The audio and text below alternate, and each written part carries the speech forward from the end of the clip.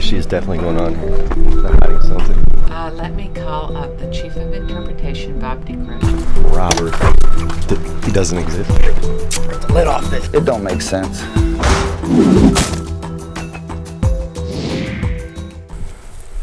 Well, I do a lot of baiting, and that turns a lot of people off because it sounds ridiculous what I bait with, but I bait with lima bean.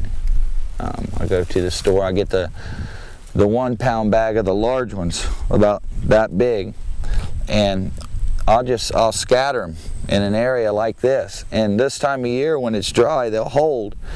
And I believe that skunk apes are curious because I found the area the next day covered with tracks and there's not a bean around. And how I got to doing that was a friend of mine, old man, he passed away. He said he was at a hunting camp one night and they were playing cards at the table, and there was a big oak tree growing next to the camp, and it's about 10 o'clock at night and they got a pot of beans cooking on the stove and they're playing cards, and all of a sudden out of nowhere a skunk ape had crawled up on the limb of that tree, fell out and came right through the cabin roof and landed right on the table. And they were like, holy smokes, and they said it was going crazy. It started clawing at the walls. They had a gas refrigerator.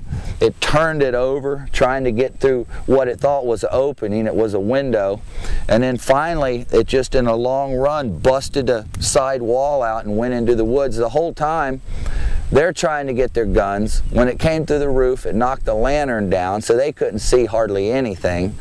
But that's why I started baiting with beans.